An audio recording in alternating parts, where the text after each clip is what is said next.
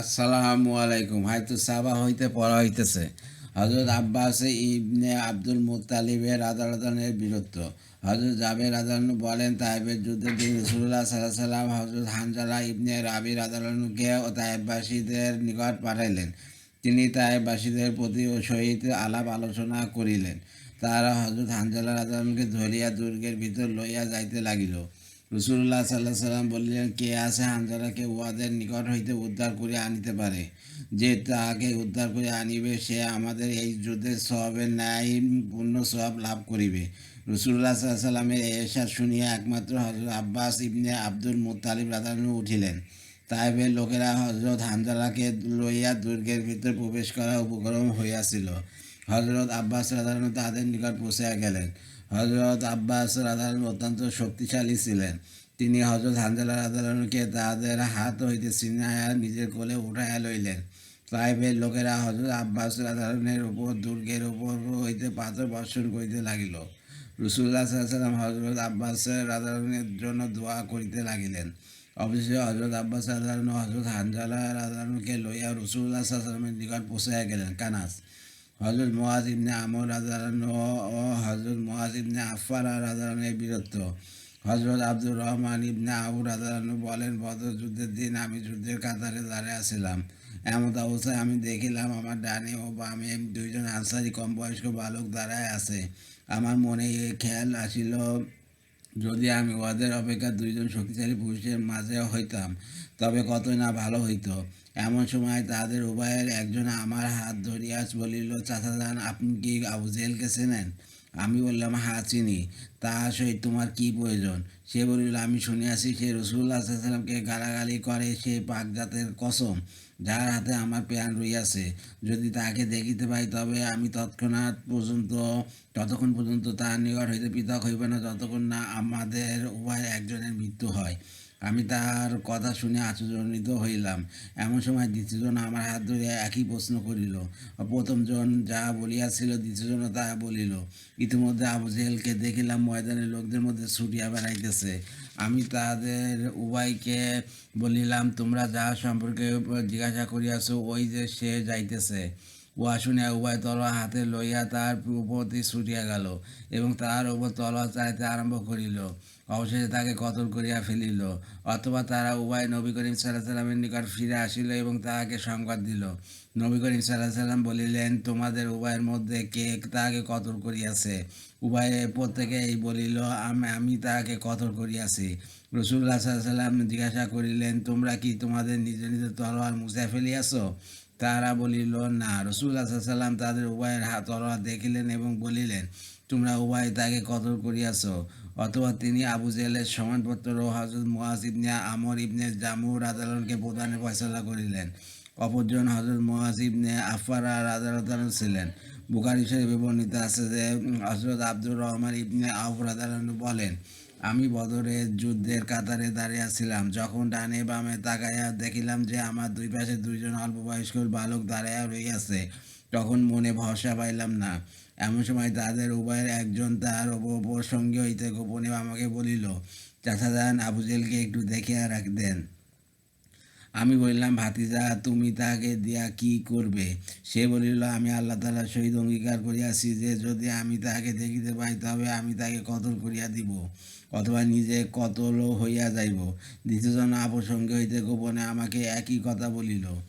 হজরত আব্দুর রহমান রাদিয়াল্লাহু বলেন, আমি তাদের উভয়ের বীরত্বপূর্ণ কথায় অত্যন্ত আনন্দিত হইলাম এবং আমার মনে আর এই আক্ষেপ রইল না যে আমি তাদের পরিবর্তে অন্য কোনো শক্তিশালী লোকের মাঝে হই। অতঃপর আমি তাদেরকে আবু জেহেলের প্রতি ইঙ্গিত করিয়া দেখা দিলাম। তাহারা দেখা মাত্র ৫ পাখির মতো আবু জেহেলের উপর আক্রমণ করিল এবং তলোয়ারে আঘাত করিল। তারা উভয় আফফারার ২ পুত্র ছিল। হজরত ইবনে আব্বাস ও হজরত আবদুল্লাহ ইবনে আবি বকর রাদিয়াল্লাহু বলেন, বনু সালামা গোত্রের হজরত মুআজ ইবনে জামুহ রাদিয়াল্লাহু বলিয়াছেন যে বদর যুদ্ধের দিন আবু জাহাল ঘন গাছপালার ঝাড়ের ন্যায় সৈন্যদলের বেষ্টনীর ভিতর ছিল। চতুর্দিক হইতে সে কাফেরদের ঘেরাও এর ভিতর নিরাপদ অবস্থানে ছিল। আমি কাফেরদেরকে বলিতে শুনিয়াছি যে আবুল হাকাম অর্থাৎ আবু জাহাল পর্যন্ত কেউ পৌঁছাতে পারিবে না। আমি যখন এই কথা শুনিলাম তখন তাহার নিকট পৌঁছায় তাকে কতল করাই আমার একমাত্র লক্ষ্য স্থির করিয়া রইলাম এবং আবু জাহেলের উদ্দেশ্যে অগ্রসর হইলাম। যখন সে আমার আয়ত্তের ভিতর আসিল তখন তার উপর আক্রমণ করিলাম, এমনভাবে তলোয়ার দ্বারা আঘাত করিলাম যে তার পায়ের অর্ধেক গোছা উড়িয়া গেল। আল্লাহর কসম, সেই পা এমনভাবে ছিটকা পড়িল যেমন খেজুর দানা ভাঙার সময় পাথরের নিচ হইতে ছিটকা পড়ে। আবু জেহেলের পুত্র একরামা আমার কাঁধের উপর তলোয়ার দ্বারা আঘাত করিল এবং আমার হাত কাটিয়া ফেলিল, কিন্তু সেই কাটা হাত চামড়ার সহিত ঝুলিয়া রইল। যুদ্ধের ব্যস্ততা আমার হাতের কষ্ট ভুলিয়া দিল এবং প্রায় সারাদিন চূড়ান্ত হাত লইয়া যুদ্ধে লিপ্ত রইলাম। পরবর্তীতে যখন চূড়ান্ত হাতের দরুন কষ্ট অনুভব হইতে লাগিল তখন হাতকে পায়ের নিচে চাপিয়া ধরিয়া জোরে টান মারিলাম। উহাতে সেই চামড়া ছিঁড়িয়া গেল যার সহিত হাত ঝুলিতেছিল। অতঃপর আমি হাতকে ফেলিয়া দিলাম। বিদা। হজরত আবু দুজানা সিমাক ইবনে খারাসা আনসারি রাদানের বীরত্ব। হজরত আব্বাস রাদান বলেন, রাসূলুল্লাহ সাল্লাল্লাহু আলাইহি ওয়াসাল্লাম উহুদের যুদ্ধের দিন একটি তলোয়ার লইয়া বলিলেন, এই তলোয়ার কে লইবে? কয়েকজন সেই তলোয়ার লইয়া উহা দেখিতে লাগিল। রাসূলুল্লাহ সাল্লাল্লাহু আলাইহি ওয়াসাল্লাম বললেন, তলোয়ার দেখার জন্য নয়, বরং কে উহার হক আদায় করিবে। উহা শুনিয়া লোকজন পিছনে সরিয়া গেল। হজরত আবু দুজানা সিমাক রাদিয়াল্লাহু বলিলেন, আমি উহার হক আদায় করিব।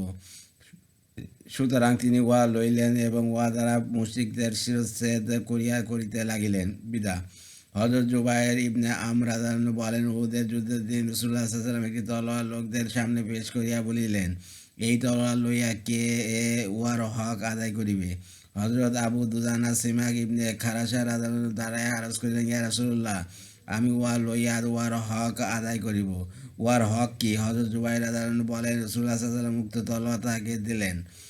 তিনি তলোয়ার লইয়া বাহির হইলে আমিও তাহার পিছনে চলিলাম। তিনি যেখান দিয়া অতিক্রম করিতেছিলেন সম্মুখে যাহাকে পাইতেছিলেন তাহাকে দ্বিখণ্ডিত করিয়া দিতেছিলেন এবং ধ্বংস করতে করতে অগ্রসর হইতেছিলেন। অবশেষে তিনি পাহাড়ের পাদদেশে কতিপয় কাফের মহিলাদের নিকট পৌঁছিলেন। তাহাদের মধ্যে হিন্দু ছিল। সে কাফেরদের মধ্যে যুদ্ধের উত্তেজনা সৃষ্টির জন্য এই কবিতা আবৃত্তি করিতেছিল। অর্থ, আমরা তারেকের কন্যা, অথবা আমরা নক্ষত্ররাজির ন্যায় উচ্চ মর্যাদা সম্পন্ন পিতার কন্যা।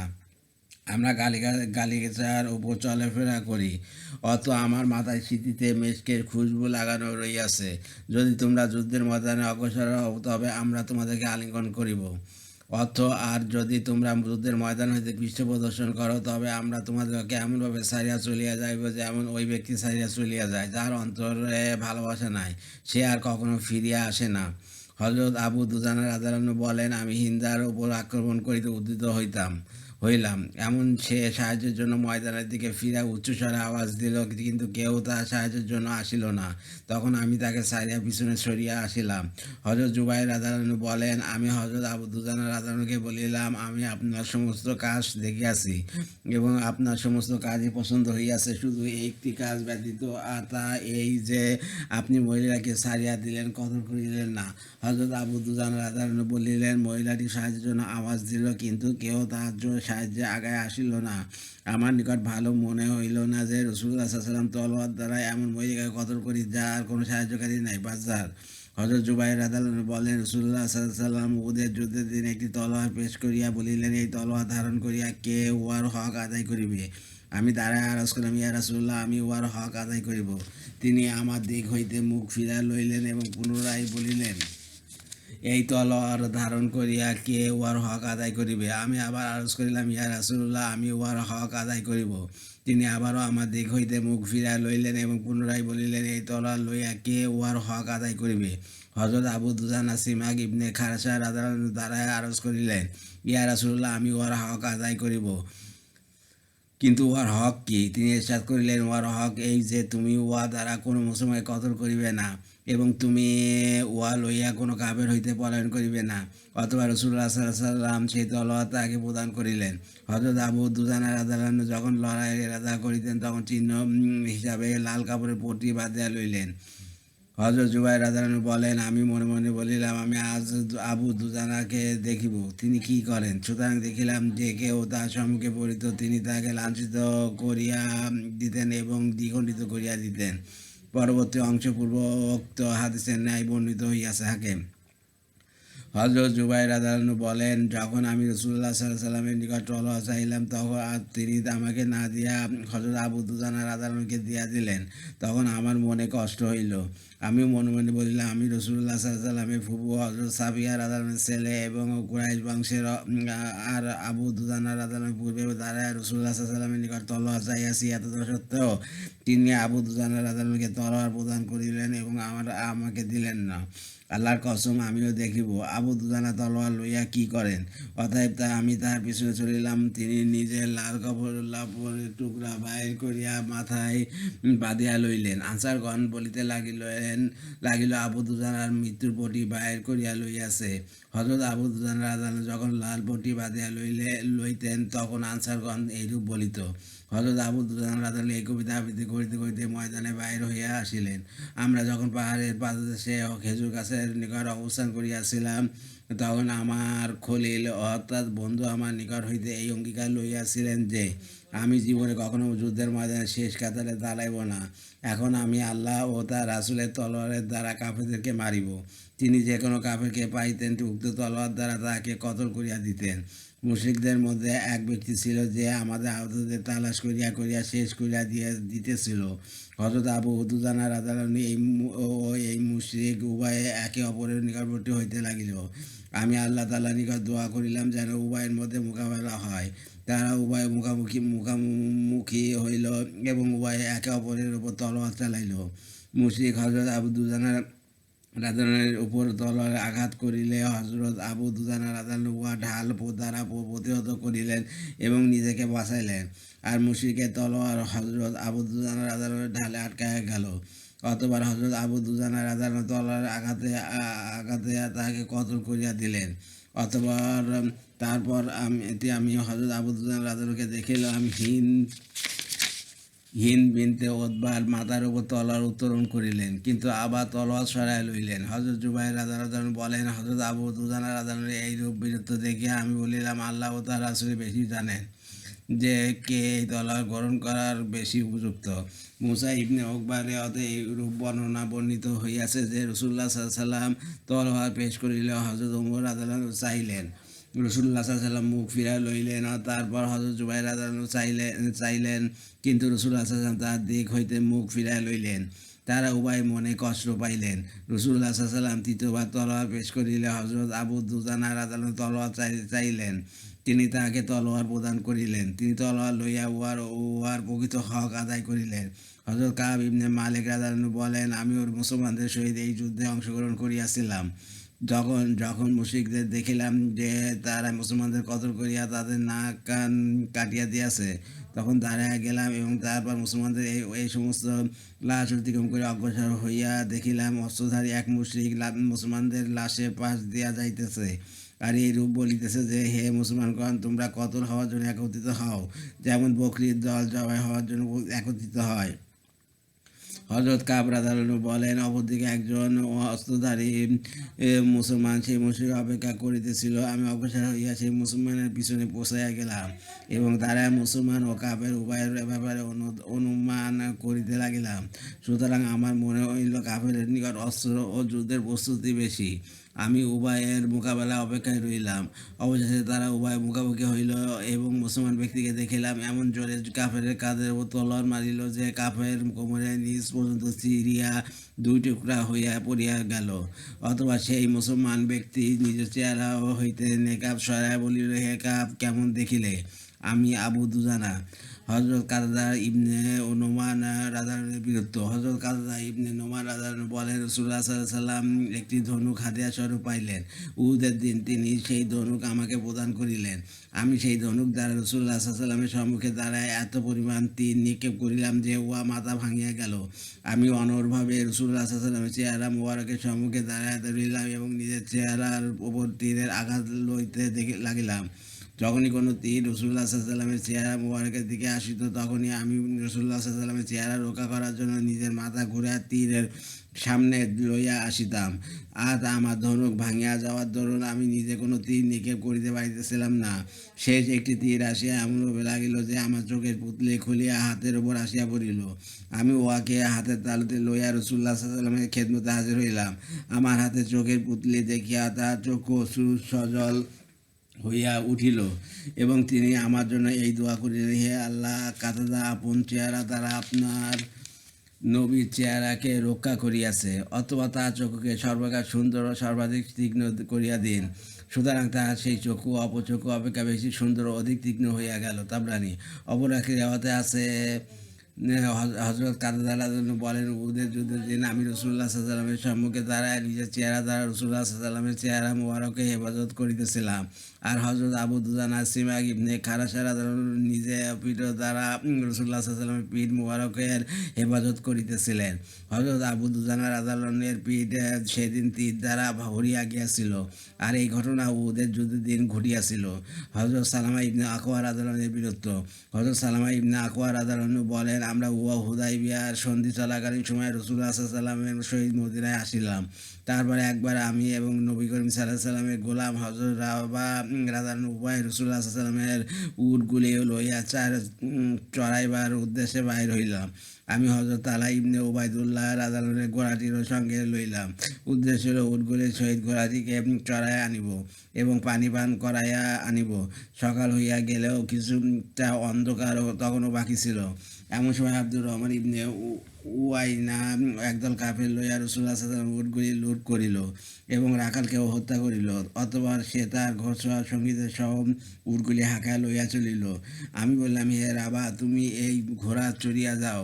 হযরত তালহা রাদিয়াল্লাহু আনহুকে তার ঘোড়া পৌঁছায় দিও এবং আর রাসূলুল্লাহ সাল্লাল্লাহু আলাইহি ওয়াসাল্লামকে এই সংবাদ দিও যে তার উটগুলি লুট হইয়া গিয়াছে। আর আমি একটি টিলার ওপর উঠিয়া মদিনার দিকে মুখ ফিরা তিনবার এই বলে আওয়াজ লইলাম, ইয়া সাবা, অর্থাৎ হে লোক সকল, শত্রুরা আক্রমণ করিয়াছে, সাহায্যের জন্য আগে আসো। তারপর আমি আমার তলোয়ার ও তীর লইয়া এই সমস্ত কাফেরদের পিছনে ধাওয়া করিলাম। তীর দ্বারা তাদের আরোহীদের ঘোড়াগুলিকে আহত করিতে লাগিলাম। যেখানে ঘন গাছপালা পাইতাম সেখান হইতে আমি তাদের ওপর তীর নিক্ষেপ করিতাম। তাদের কোনো আরোহী যদি আমার দিকে ফিরে আসিত, আমি কোনো গাছের আড়ালে বসিয়া পড়িতাম এবং তীর নিক্ষেপ করিতাম। এইভাবে যে কোনো আরোহী আমার দিকে ঢুকিয়া আসিত, আমি তার ওয়ারি জানোয়ারদের অবশ্যই আহত করিতাম। আমি তাদের প্রতি অনবরত তীর নিক্ষেপ করিতেছিলাম আর এই কবিতা আবৃত্তি করিতেছিলাম, আমি আকওয়ার বেটা, আর আজকের এই দিন কোমজাত কৃপণ লোকদের ধ্বংসের দিন। হযরত সালামা রাদিয়াল্লাহু আনহু বলেন, আমি আবার কোনো ঘোড়সওয়ারের নিকটবর্তী হইয়া তাহার প্রতি তীর নিক্ষেপ করিতাম এবং তার কাঁধের উপর তীর বিদ্ধ করিতাম আর বলিতাম, এই তীর লও, আমি আকওয়ার পুত্র এবং আর আজকের দিন কোমজাত কৃপণ লোকদের ধ্বংসের দিন। আমি যখন গাছপালার আড়ালে থাকিতাম তখন তীর দ্বারা তাদের ভুনিয়া ফেলিতাম। যখন কোনো সংকীর্ণ পাহাড়ি রাস্তা আসিত তখন পাহাড়ে উঠিয়া তাদের ওপর পাথর বর্ষণ করিতাম। এইভাবে আমি তীর বিদ্ধ করিতে করিতে তাদের পিছনে ধাওয়া করিতেছিলাম এবং কবিতা আবৃত্তি করিতেছিলাম। অবশেষে রাসূলুল্লাহ সাল্লাল্লাহু আলাইহি ওয়াসাল্লামের সমস্ত উট আমি তাদের নিকট হইতে উদ্ধার করিয়া আমার পিছনে সারিয়া আসিলাম। তারপরও আমি অনবরত তাদের প্রতি তীর নিক্ষেপ করিতে থাকিলাম। ফলে তারা নিজেদের বোঝা হালকা করার জন্য অতিরিক্ত 30টি বর্ষা এবং 30টির অধিক চাদর ফেলিয়া দিল।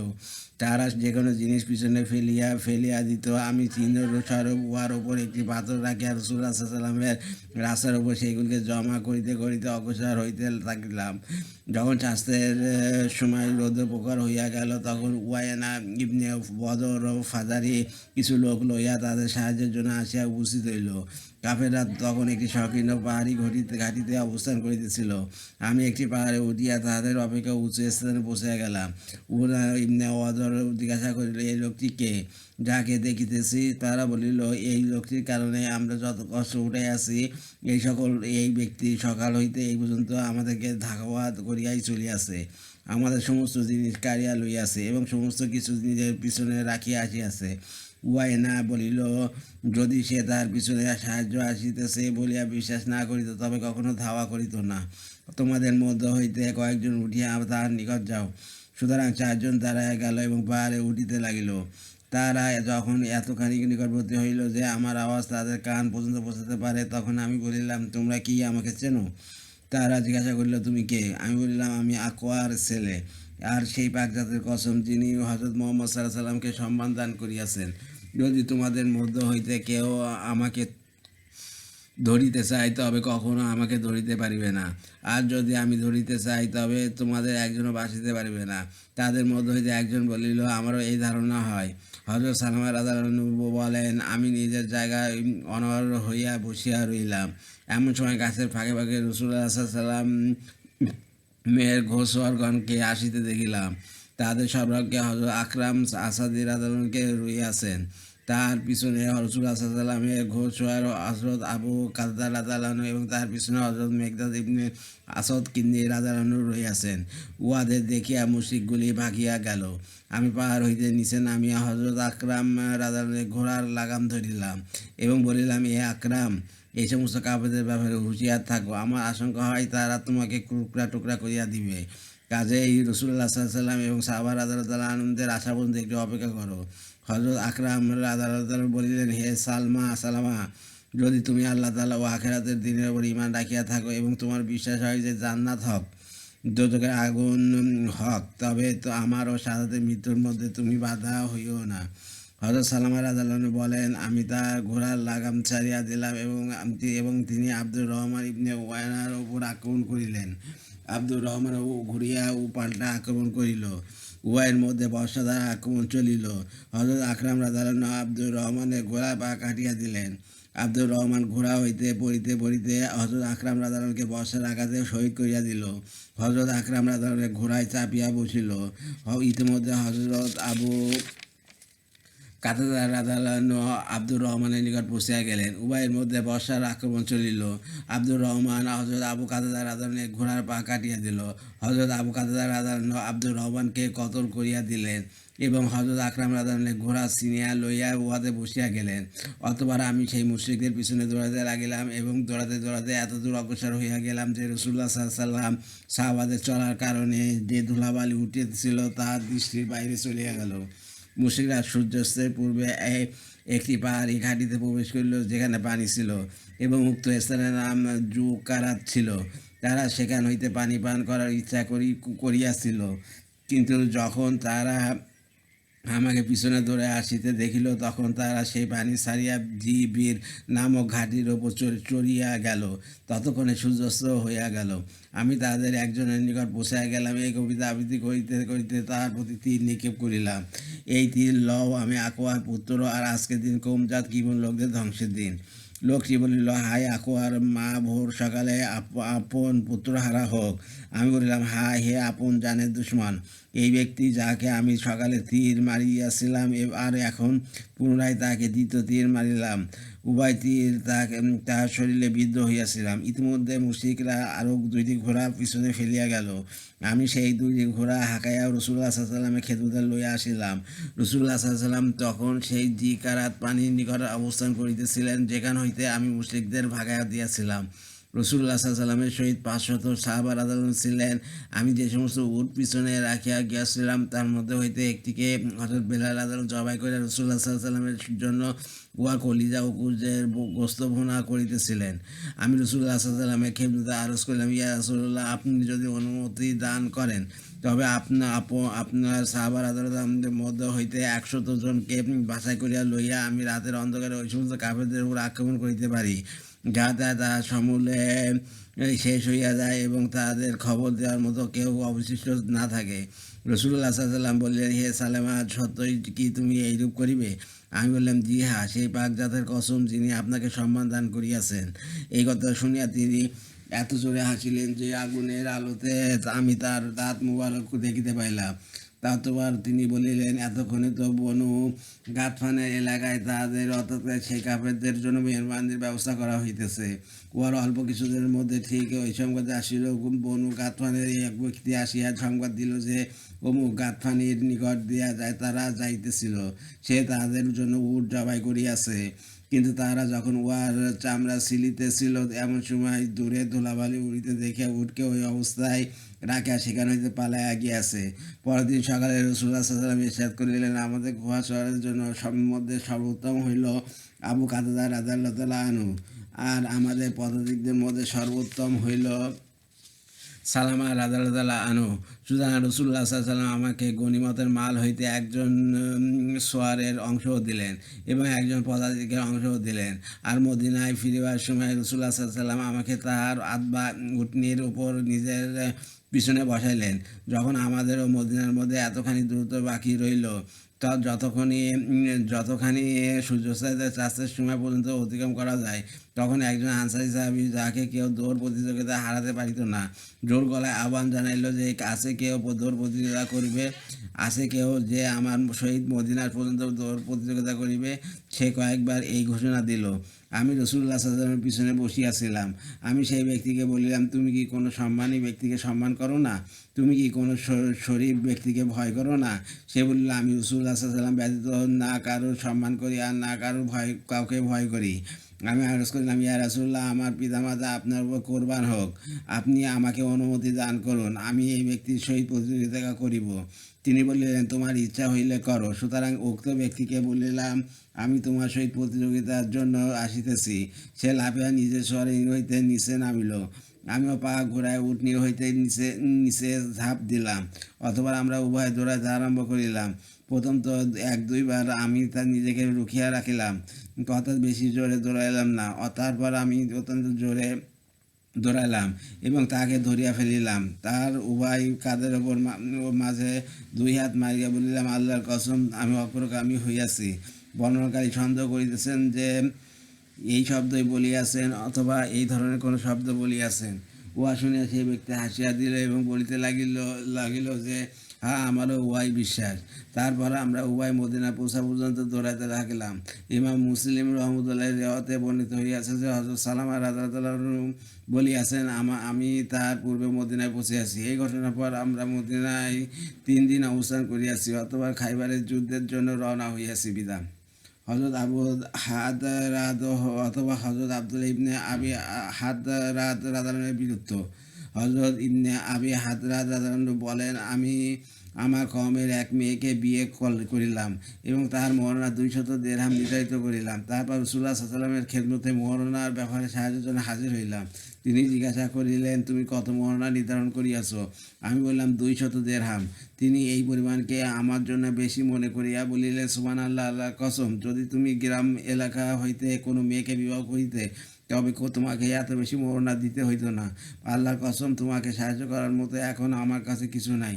আমি কিছুদিন অপেক্ষায় রইলাম। তারপর জুসুম ইবনে মুয়াবিয়া গোত্রের রিফা ইবনে কায়েস অথবা কায়েস ইবনে রিফা নামক এক ব্যক্তি জুসুম ইবনে মুয়াবিয়া গোত্রের বিরাট অংশকে সঙ্গে লইয়া মদিনা নিকটবর্তী গাবা নামক স্থানে আসিয়া অবস্থান গ্রহণ করিল।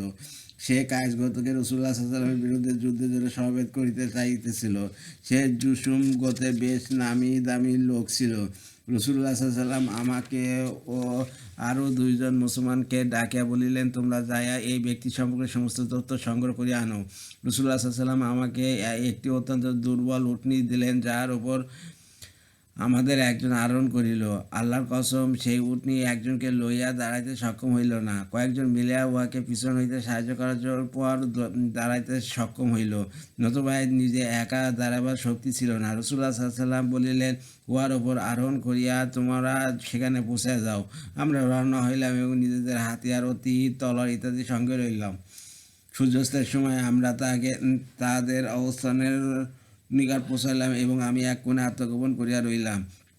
আমার ও অপর 2 সঙ্গীকে অন্য কোনো এক কোণে আত্মগোপন করিয়া থাকিতে বলিলাম। এবং আমি সঙ্গীদ্বয়কে বলিলাম, তোমরা যখন আমাকে উচ্চস্বরে আল্লাহু আকবার বলিয়া বাহিনীর উপর আক্রমণ করিতে শুনিবে, তখন তোমরাও জোরে আল্লাহু আকবার বলিয়া আক্রমণ করিবে।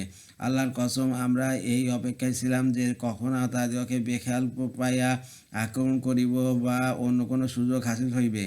রাত্র হইয়া গিয়াছিল এবং অন্ধকারও বাড়িয়া গিয়াছিল। গোত্রের এক রাখাল সকালবেলা জানোয়ার চড়াইবার জন্য গিয়াছিল। সে তখনও ফিরে আসিয়াছিল না। রাখালের ব্যাপারে তাদের মনে আশঙ্কা হইল। তাদের সর্দার রিফা ইবনে কায়েস উঠিয়া গলায় তলোয়ার ঝুলাইয়া লইল এবং বলিল, আল্লাহর কসম, আমি রাখালের ব্যাপারে প্রকৃত খবর জানিয়া আসিব। নিশ্চয় তাহার কোনো বিপদ হইয়াছে। তার কয়েকজন সঙ্গী বলিল, আপনি যাইবেন না, আল্লাহর কসম, আপনার পরিবর্তে আমরা যাইব। সে বলিল, না, আমি ব্যতীত আর কেউ যাইবে না। সঙ্গীরা বলিল, আমরা আপনার সঙ্গে যাইব। সে বলিল, আল্লাহর কসম, তোমাদের কেউ আমার সঙ্গে যাইবে না। অথবা সে রওনা হইয়া গেল এবং আমার নিকট দিয়া যাইতে লাগিল।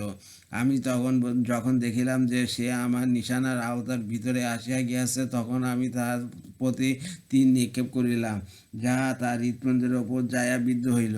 আল্লাহর কসম, সে একটু শব্দ করিল না। আমি লাফাইয়া যাইয়া তার মাথা কাটিয়া লইলাম এবং জোর আওয়াজে আল্লাহু আকবার বলিয়া বাহিনীর এই কোণে আক্রমণ করিয়া বসিলাম। আমার সঙ্গীদ্বয়ও জোর আওয়াজে আল্লাহু আকবার বলিয়া শত্রু বাহিনীর উপর আক্রমণ করিল। আকস্মিক এই আক্রমণে তারা ঘাবড়াইয়া গেল এবং সকলেই বলিতে লাগিল, নিজ নিজ বাঁচাও এবং এর চিন্তা করো, নিজ নিজ বাঁচাও, এর চিন্তা করো। তারা মহিলা, শিশু এবং হালকা সামার মতো যা সঙ্গে লইতে পারিল তা লইয়া পালাইয়া গেল। আর আমরা বউ উট বকরি হাঁকাইয়া লইয়া রাসূলুল্লাহ সাল্লাল্লাহু আলাইহি ওয়াসাল্লামের খেদমতে আসিয়া হাজির হইলাম। আমি সর্দারের কাটিয়া লওয়া মাথাও আনিয়া রাসূলুল্লাহ সাল্লাল্লাহু আলাইহি ওয়াসাল্লামের সামনে পেশ করিয়া দিলাম। তিনি আমাকে সেই গনিমতের মাল হইতে মোহরানা আদায়ের জন্য 13টি উট দান করিলেন। এভাবে আমি মোহরানা আদায় করিয়া স্ত্রীকে নিজ ঘরে আনিয়া উঠাইলাম। বিদা হায়তু সাবার আদালত পড়া হইয়াছে। আর আমার ইউটিউব চ্যানেল রিপন কুরাস, ওইটাকে আপনার সাবস্ক্রাইব করবেন। দয়া করে লাইক, কমেন্ট, শেয়ার দেবেন আমার ভিডিওতে, এতে আমি উৎসাহিত হই। রিপন কুরাস হচ্ছে আমার ফেসবুক পেজ, ওইটাকে আপনার ফলোতে রাখবেন। সবাই ভালো থাকবেন, সুস্থ থাকবেন এবং স্বাভাবিক থাকবেন। আল্লাহ হাফিজ।